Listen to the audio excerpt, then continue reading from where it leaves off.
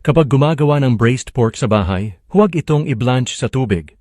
Mali ang pamamaraang iyon kung matutunan mo ang pamamaraang ito ngayon. Ang braised pork ay hindi lang matataba, kundi hindi rin mamantika.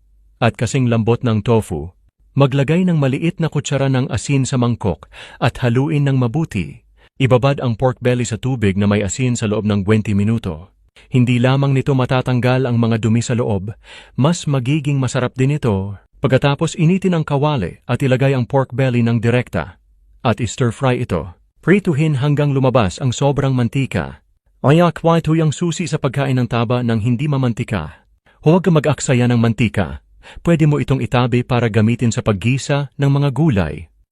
Pagkatapos nito, idagdag ang sibuyas, luya, star anise, dahon ng laurel, tuyong sili asin, 21 pirasong rock sugar, at parehong light at dark soy sauce.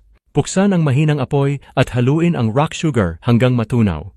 Ang braised pork ay magiging maliwanag na pula. Isang bote ng beer ang magtatanggal ng lansa at magbibigay ng sariwang lasa.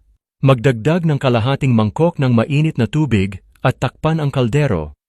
Pagkatapos, idagdag ang pinritong tofu at ipagpatuloy ang pagpapakulo ng 2 minuto. Pudburan ng dahon ng bawang upang palaputin ang sabaw. Ang braised pork na niluto sa ganitong paraan ay malambot at masarap. Parang natutunaw sa bibig. Mas masarap pa ito kaysa sa binibili sa mga restaurant.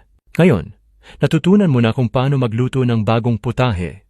Kung nagustuhan mo ang video na ito, mag-iwan ka ng like at comment dyan sa ibaba. At huwag mo rin kalimutan magbigay ng kahit kaunting star. Maraming salamat.